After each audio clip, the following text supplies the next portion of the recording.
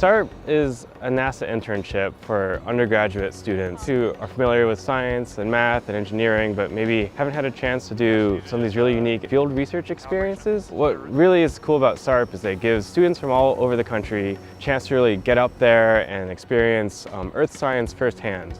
It takes 28 students from around the United States and splits them into 4 groups. So there's 2 remote sensing groups, and then there's 2 airborne science groups. And so the students in their groups conduct individual research projects that the mentors help them with and that the faculty oversee. I'm studying earthquakes. There are 2 specific gases that come out, carbon dioxide and sulfur dioxide. So I'm going to find out how high those levels are. I'm trying to use ocean remote sensing to see if we can detect plastics in the ocean. My purpose is to determine where planets are in specific areas thermally instead of just looking at their spectra, so we can accurately see if the thermal data matches up with the spectra data. We're going to be exploring how some algae in Lake Elsinore produce toxins, how they aerosolize, and where they end up going. I'll be studying nitrogen compounds, gases, and particulates in the San Joaquin Valley. Over 4 million residents live there, and then the population is increasing rapidly, and by 2100 the population will increase by like 60%, so it's really important to understand the impacts on human health.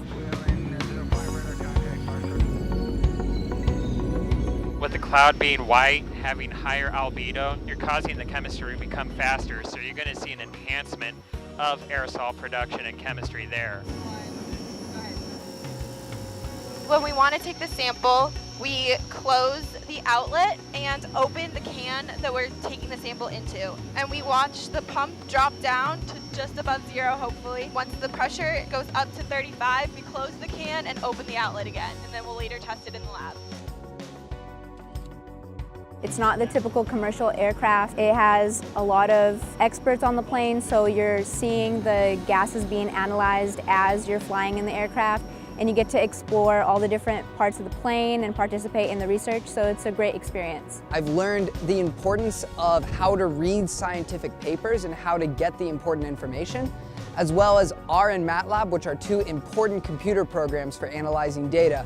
And all these skills that I'm learning, I'll be able to take to either a graduate program or even industry in the next step. I'd say the biggest skill is learning how to run a project from start to finish, which is going to be super helpful for graduate school. And all the data analysis that I'm learning, I feel like I would definitely use later on no matter what I do. Earth sciences affect us every day, and having that greater understanding has been invaluable for developing me not only as a scientist, but also just as an environmentally concerned citizen. When else are you going to get a chance to fly in a NASA DC-8 airplane and work with experimenters and gather data? It's a once-in-a-lifetime opportunity.